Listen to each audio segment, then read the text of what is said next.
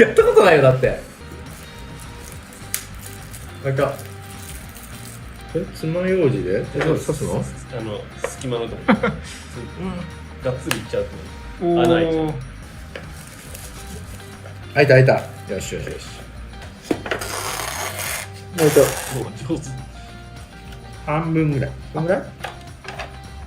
どうします？卵卵を入れる。卵を割るの？手がない人が？思ってたんと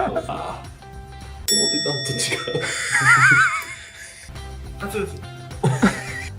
うわおお。ー。はいはいはいはいはい。